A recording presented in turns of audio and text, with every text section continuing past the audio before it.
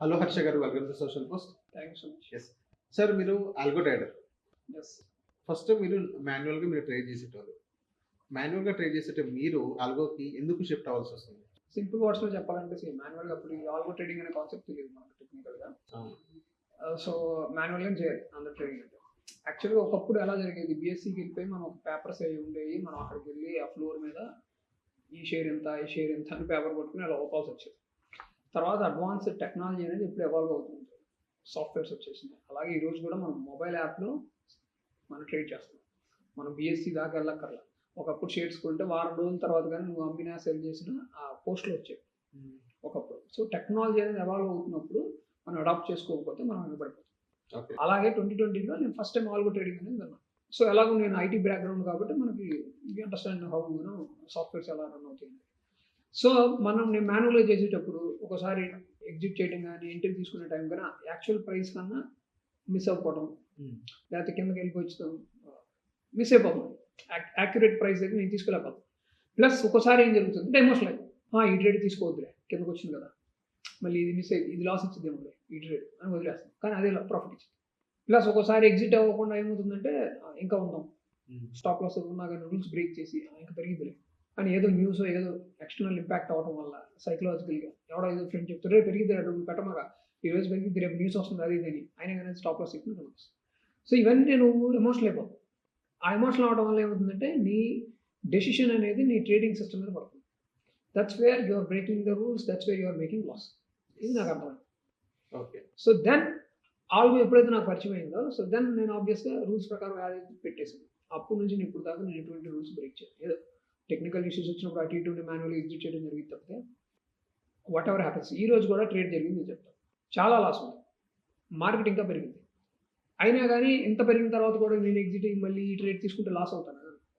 కానీ అది బ్రేక్ అయ్యి ఈరోజు డేట్ చూడండి, మార్కెట్ చాలా పైకి వెళ్ళింది. ఆ రూల్ ప్రకారం అది కనుక నేను తీసుకోకపోతే, అదే నేను ఆల్గో కాబట్టి మీతో కూర్చొని హ్యాపీగా మాట్లాడగలుగుతున్నా, అది ఆటోమేటిక్గా దాని ట్రేడ్ అది తీసుకుంది, ఆబ్వియస్గా లాస్ అంతా రికవర్ అయిపోయి డబుల్ ప్రాఫిట్ ఇచ్చింది. So this is the beauty of algo. Okay. అందుకని మన ఎమోషన్స్ పక్కకి వెళ్ళిపోయినప్పుడు, ఇప్పుడు డాక్టర్ ఎమోషనల్ అయితే ఆపరేషన్ సరిగ్గా చేయగలరా? అదే నీకో నాకు ఆపరేషన్ చేయడానికి ఎటువంటి జీరో ఎమోషన్తో చేస్తాడు డాక్టర్. అదే వాళ్ళ అమ్మాయికో వాళ్ళ అబ్బాయితో ఆపరేషన్ చేయాల్సి వస్తే ఎమోషనల్ అయిపోతావు, డెసిషన్ ప్రాబ్లమ్ వస్తుంది, నీ పర్ఫార్మెన్స్ ఎఫెక్ట్ అవుతుంది. అందుకని ఎమోషనల్ లెస్గా ఉండాలి అంటే మీరు ఆల్గో మీద డిపెండ్ అవ్వాల్సింది. అందుకని నేను ఆల్గోని చూస్ చేసుకున్నాను. సో ఆల్గో యూస్ చేసేటప్పుడు మెయిన్ అడ్వాంటేజ్ మీకేం కనిపించింది సార్? సింపుల్ వేరే చెప్పాలంటే ఎమోషనల్ లెస్. ఓకే. నా ఎమోషన్స్తో పని లేదు, నా ట్రేడింగ్ని నేను డిస్టర్బ్ చేయాల్సిన అవసరం లేదు. రెండోది టైం ఫ్రీడమ్, ఫైనాన్షియల్ ఫ్రీడమ్. నా టైంలో ఆ టైంలో నేను ఏదైనా చేయొచ్చు. నేను జాబ్ చేసుకోవచ్చు, బిజినెస్ చేసుకోవచ్చు, నేను వెకేషన్కి వెళ్ళొచ్చు, anything which ever things I want to do in my life I can do. Okay sir, usually algo అనేది ఏ ప్లాట్ఫామ్స్ మీద మీరు యూజ్ చేస్తారు? నేను బేసిక్గా రకరకాల సాఫ్ట్వేర్లు ఉంటాయి, ఇన్బిల్ట్ సాఫ్ట్వేర్ కూడా ఉంది మాది. పబ్లిక్లో రకరకాల సాఫ్ట్వేర్స్ కూడా మీకు అవైలబిలిటీ ఉన్నాయి. బేసిక్గా ఏంటంటే నేను ట్రేడింగ్ వ్యూని ఎక్కువగా యూజ్ చేస్తాను.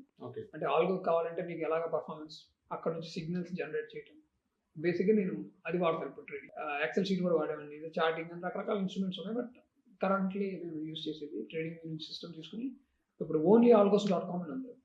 అది ఒక బ్రోకర్ క్రియేట్ చేసింది, మళ్ళీ ప్లాట్ఫామ్ అది. సో దానికి అటాచ్ చేసాను నేను ఆటోమేటిక్గా. నా స్ట్రాటజీస్ కూడా వాళ్ళకి అక్కడ ఆ ప్లాట్ఫామ్లో పెట్టమని అడిగితే నేను అక్కడ పెట్టాను. సో అక్కడ స్ట్రాటజీస్ ఆల్రెడీ ఉన్నాయి, వాటి పర్ఫార్మెన్స్ లైవ్లో చూడొచ్చు. సో ప్రస్తుతానికి నేను యూజ్ చేస్తున్న అదే ఆ ఇంజిన్ ఏదైతే ఉందో, ఆల్గో పంచింగ్ మెషిన్ ఏదైతే ఓన్లీ algos.com, అంటే ఓన్లీ అంటే 1LYALGOS.com. ఓకే సార్, ఇంకోటి ఏంటంటే బ్యాక్ టెస్టింగ్ అనేది చాలా ఇంపార్టెంట్. ఇప్పుడు బ్యాక్ టెస్టింగ్ చేసేటప్పుడు స్ట్రాటజీ ఎలా ఉండాలి సార్? స్ట్రాటజీ అనేది ఎలా ఉండాలి కాదు, స్ట్రాటజీనే బ్యాక్ టెస్ట్ చేయాలి ఫస్ట్. ఓకే. అప్పుడు మీకు ప్రాఫిటబిలిటీ కనపడితే అప్పుడు మీరు ఆ స్ట్రాటజీ చేయొచ్చు. ఓకే. సో అందుకని మనం బ్యాక్ టెస్టింగ్ కూడా ఎప్పుడు కూడా ఏదో ఒక శాంపిల్ డేటాను తీసుకోవచ్చు. ఇప్పుడు మనం చదువుకున్న మ్యాథమెటికల్స్ అనుకోండి, మనం ఒక it's an random event. Stock market trading అనేది ర్యాండమ్, అంటే ఒక ట్రేడ్కి సంబంధం ఉంటుంది. Every trade is unique. So అందుకని ఒక శాంపిల్ సైజ్ 1 month తీసుకుంటే సరిపోదు, ఒక 3 months తీసుకుంటే సరిపోదు, 1 year తీసుకున్నా సరిపోదు. మీరు అట్లీస్ట్ 5 to 10 years తీసుకుంటే మీకు మార్కెట్లో వచ్చిన అన్ని సైకిల్స్ అందులో కవర్ అవుతాయి. అప్పుడు అన్ని సైకిల్స్లో కవర్ అయిన తర్వాత కూడా మీ స్ట్రాటజీ పర్ఫార్మెన్స్ బాగుంటే then you can go for the strategy. ఆ స్ట్రాటజీని మనం ట్రేడింగ్ సిస్టమ్లో ఇంప్లిమెంట్ చేయొచ్చు. ఓకే. వన్స్ ఆ స్ట్రాటజీ మిస్ మ్యాచ్ అయితే ఎంతవరకు సక్సెస్ రేట్ ఉన్నది సార్? ఒక బ్యాక్ టెస్టింగ్ మన స్టార్ట్ చేయడం ఎంతవరకు సక్సెస్ రేట్ ఉన్నది? It's not about success rate. For example చాలా మంది మిస్కన్స్ట్రక్షన్ అది యూట్యూబ్లో ఎవరెవరో రాస్తుంటారు జోకర్స్ ఉంటారు. Even 100% success rate, 90% success rate. So ఆ జోకర్స్ని ఈ జోకర్స్ నమ్ముతూ ఉంటారు చాలా మంది. సో అదే మెయిన్ లాస్ అయ్యేది. Success rate is not important in trading. Risk reward ratio is very important. ఈ పాయింట్ అండర్లైన్ చేసుకోండి. మీ success rate risk reward ratio ఎక్కువ ఉండాలి. దానికి ఎగ్జాంపుల్ నేను ఇంతకుముందు మన వీడియోలో గురించి చేశాను. మీకు సక్సెస్ రేట్ తక్కువ ఉన్నప్పుడు రిస్క్ రివార్డ్ ఎక్కువ ఉండాలి. సక్సెస్ రేట్ ఎక్కువ ఉన్నప్పుడు రిస్క్ రివార్డ్ రేషియో తక్కువ ఉన్నా సరిపోయింది. అల్టిమేట్గా దాన్ని పాజిటివ్ ఎక్స్పెక్టెన్సీ అంటారు. మనం అది ఫార్ములా ఎంతకుముందు చెప్పాం. ఇప్పుడు ఫర్ ఎగ్జాంపుల్ నీకు 20% సక్సెస్ రేటే ఉండదు. అప్పుడు 10 ఈవెంట్స్లో మనం హెడ్ అండ్ టైల్స్ చేస్తాం కదా, సింపుల్ మళ్ళీ ఎక్స్ప్లెయిన్ చేస్తుంది. ఎందుకంటే చాలా మంది బిగినర్స్ వెరీ ఇంపార్టెంట్. 10 ఈవెంట్స్లో మీరు 2 సార్లే గెలుస్తున్నారు, 8 సార్లు ఓడిపోతున్నారు. పోయిన ఒకసారి రూపాయి పోతుంది అంటే 8 రూపాయలు పోయి 2 సార్లు గెలిస్తే 2 రూపాయలు వచ్చినాయి. ఇప్పుడు లాస్ కదా. కానీ దీన్ని ప్రాఫిటబుల్ చేయాలంటే ఎలా అంటే రిస్క్ రివార్డ్ రేషియో పెంచాలి. అంటే ఏంటి, ఈ 2 సార్లు నేను 5 రూపీస్ బెట్ చేయాలి. అంటే రిస్క్ 5కి రివార్డ్ తీసుకోవాలి 5, అప్పుడు 10 రూపాయలు అవుతుంది. మిగిలిన 8 రూపాయలు పోయినప్పుడు రూపాయి, వచ్చినప్పుడు 5 రూపాయలు. ఇప్పుడు 10 - 8 మీకు 2 రూపాయలు మిగిలింది ఈ ఈవెంట్లో. So this is called trading.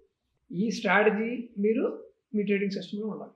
ఆ బ్యాక్ టెస్ట్లో యావరేజ్ విన్, యావరేజ్ లాస్ వస్తుంది. అలాగే యావరేజ్ రిస్క్ ఎంత, యావరేజ్ రివార్డ్ ఎంత వస్తుంది, దాన్ని బేస్ చేసిన ఫార్ములా ఉంది. అదే దాన్ని పాజిటివ్ ఎక్స్పెక్టెన్సీ అంటారు. మీకు గూగుల్లో కూడా వస్తుంది. ఓకే, సో అలా ఉంటే మీరు స్ట్రాటజీని ట్రేడ్ చేయొచ్చు. సార్ ఇది డెవలప్ చేయడానికి ఎన్ని ఇయర్స్ వరకు మన హిస్టారికల్ డేటా మనం కలెక్ట్ చేయాలి సార్? అది చెప్పాను కదా ముందు, 5 to 10 years అయితే very good. 5 to 10 years. So ఇప్పుడు కొంతమంది 2 years కానీ, సో ఏదైతే కోవిడ్కి ముందు 18 నుంచి కానీ కొంచెం అలా తీసుకుంటారు. ఆ సెగ్మెంట్లో ఒక 5 years కొంతమంది నా ఫ్రెండ్స్ ఒక 2 తీసుకున్నారు. ఆ డేటా అనేది కరెక్ట్ అంటే 18 to 22 వరకు తీసుకున్నారు. 18 to ఇప్పుడు 26 కదా.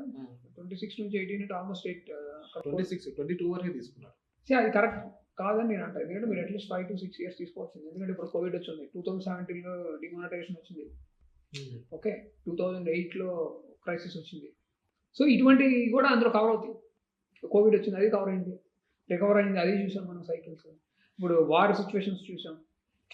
ఇటువంటి సిచ్యువేషన్స్లో కూడా మీకు ఆ స్ట్రాటజీ అనేది నిలబడగలిగిందా, ప్రాఫిటబుల్గా ఉందా చెక్ చేయాలంటే మీరు అట్లీస్ట్ 5 to 10 years అనేది కావాల్సింది. Okay, so not less than 5. So కొంతమంది అల్గోరిథమ్స్ అన్ని మారుస్తూ ఉంటారు. సో వాళ్ళని చూసి మీకు ఏమనిపిస్తుంది? చాలా మంది ఈ స్ట్రాటజీ పట్టుకుని ఇలా వస్తారు. మీ దగ్గర కూడా కొంతమంది మీ స్టూడెంట్స్ కానీ మీ క్లయింట్స్ కానీ, సో కొంతమంది తీసుకొచ్చి వాళ్ళు మళ్ళీ మారుస్తూ ఉంటారు. సో మన ఏదైతే మన స్ట్రాటజీని ఎంతవరకు మనం మార్చవచ్చు అంటారు? ఎక్కడ ఫెయిల్ అయితే మనం మార్చాలంటారు? స్ట్రాటజీ మార్చడం, everything is like A probability game. ఇప్పుడు ఒక స్ట్రాటజీ తీసుకున్నారు, మీరు హిస్టారికల్గా డ్రాడౌన్ వచ్చింది, మీకు ఎంత సక్సెస్ రేట్ వచ్చింది, ఎంత రివార్డ్ ఇస్తుంది, ఇది స్టాండర్డ్గా ఉండదు. ఓకే, మీ టైం పెరిగే కొద్దీ సక్సెస్ రేట్ తగ్గుతూ ఉంటుంది, రివార్డ్ రేట్స్ మారిపోతూ ఉంటుంది, మీ డ్రాడౌన్స్ పెరుగుతూ ఉంటుంది. సో దాన్ని కూడా కన్సిడర్ చేసి మీరు డబుల్ డ్రాడౌన్ పెట్టుకోవాలి. డ్రాడౌన్ కన్నా ఎక్కువ వచ్చింది, ఎవ్రీ ఇయర్ మీకు డ్రాడౌన్ పెరిగే అవకాశం ఉంటుంది, ఒక 10 to 15% పెరగచ్చు. అది కూడా కన్సిడర్ చేసుకునే మీ క్యాపిటల్ అనేది దాంట్లో ఇన్ఫ్యూజ్ చేస్తే then you will survive. Okay, అంతేగాని ఇదే స్టాండర్డ్ అని కాదు, but this is good to have. కానీ స్ట్రాటజీని మార్చాల్సిన పని లేదు. ఓకే, మీరు ప్రాక్టీస్ చేశారు కదా, పెట్టేసేయండి. క్యాపిటల్ని పెంచాలి ఎవ్రీ ఇయర్కి, ఎందుకంటే డ్రాడౌన్ పెరగచ్చు.